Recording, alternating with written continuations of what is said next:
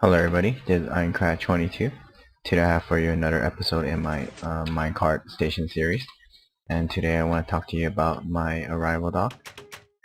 I'm going to be going through some very basic redstone contraptions. So for some of you it might be new, but for many of you I know it's going to be something you already know. So for those of you that don't want to watch, you can just skip ahead towards the middle where I show you my arrival dock. Or you can just watch anyways and just get a little refresher. Anyways, let's get to it. Okay, the first thing I want to go over is an RS NOR latch. And essentially what a RS NOR latch is you have one torch that is on, and this torch is gonna turn off another torch, and as long as this torch is powered, this torch cannot turn on.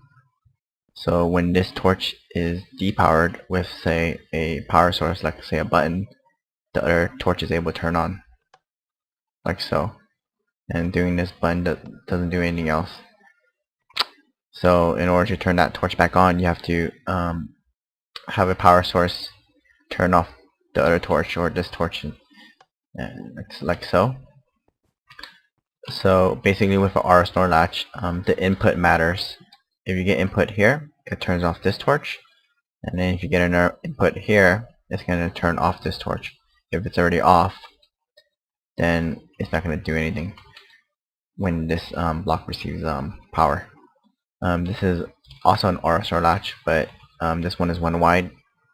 That's why I like to use this one over this design. It just follows the same concept.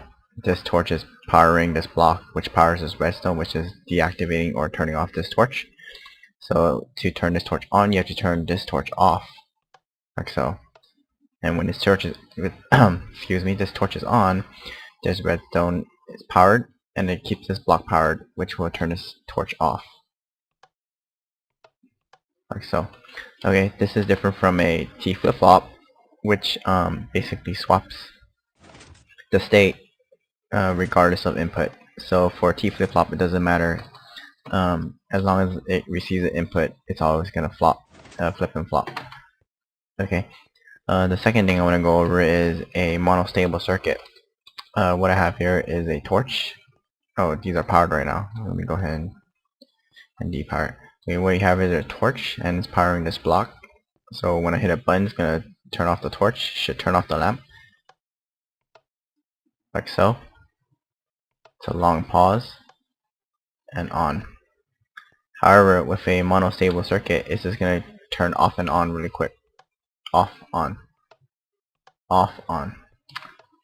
What's happening here is when you hit the button, this torch turns off for the duration of the button press.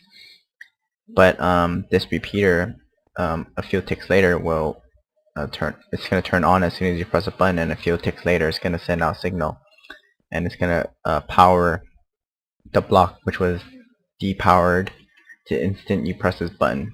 So let me try to show you. Torch turns off, but then the repeater sends a signal like a few ticks after,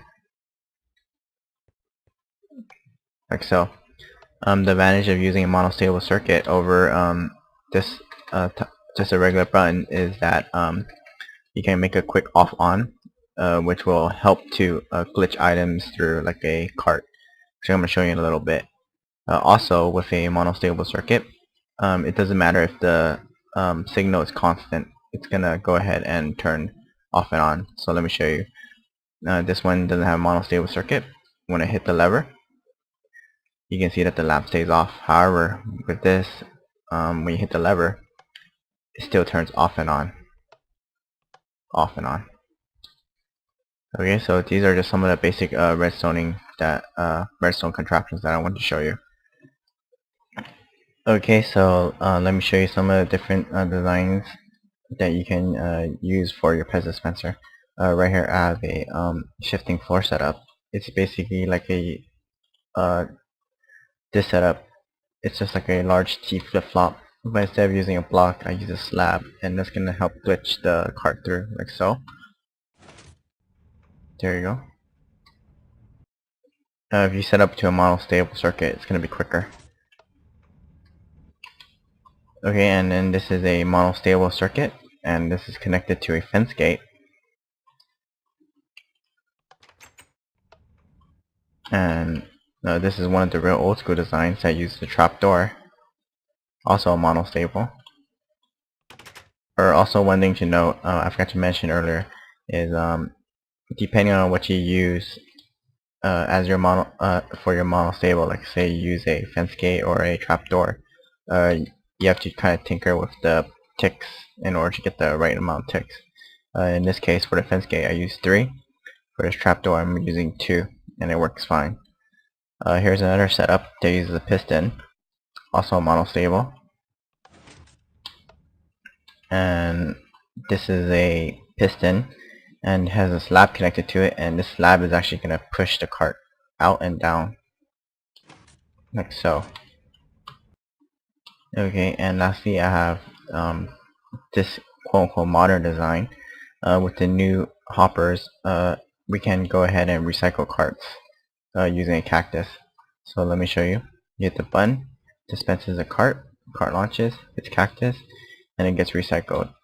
At first I didn't want to use this because I was afraid that I would lose my carts to cactus, but after a rigorous testing, I didn't find that an issue, so I started using this. So let me show you. I'm gonna launch a couple carts, and as you can see, I didn't lose any carts. Okay, right now I'm gonna show you my arrival station or dock. I want to stress the fact that no one arrival dock is gonna look the exact same. You're gonna have to build it around whatever type of station you have, but the basic idea is gonna remain the same, which I'm gonna show you in a little bit.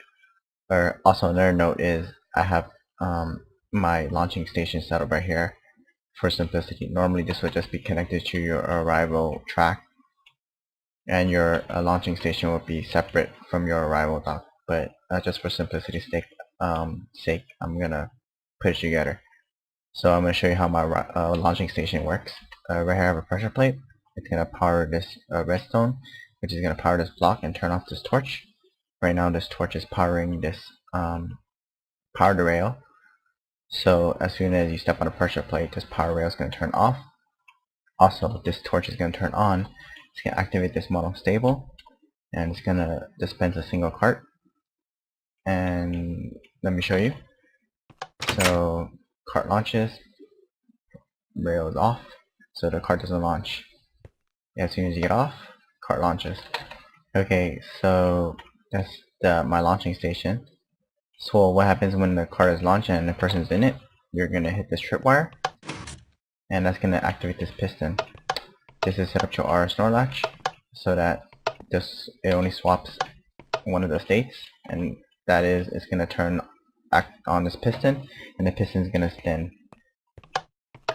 Okay, so cart falls down, and the cart's not going to continue on to the pest dispenser because this block is preventing it from moving on.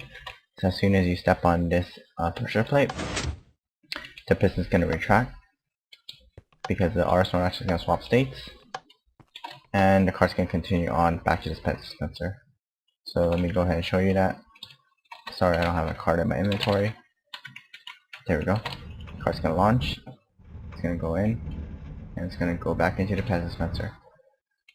And also, I have this extra track set up right here, and this acts as overflow. So there's an extra cart. It's going to bounce off this cart, and it's going to go down to this overflow section, like so.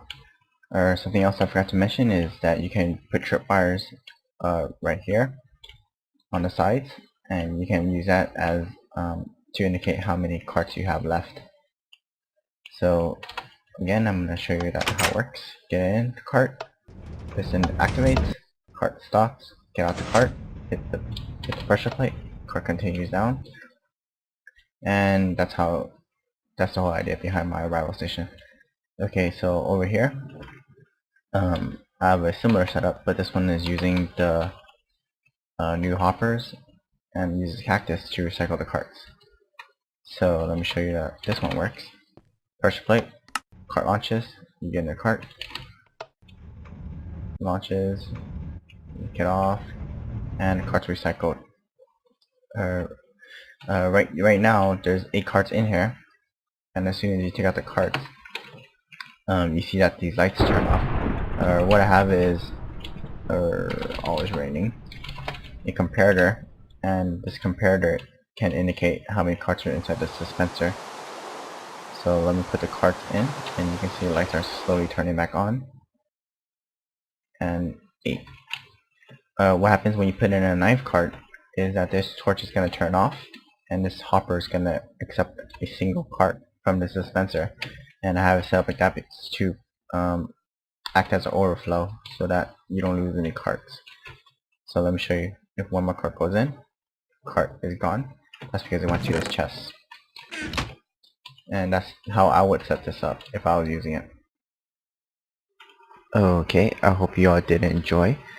In the next installment, I'm probably going to talk about how to make a more traditional selector station, where you press buttons to select your destination. So if you have any questions or comments, please leave them below, and I'll see you all next time.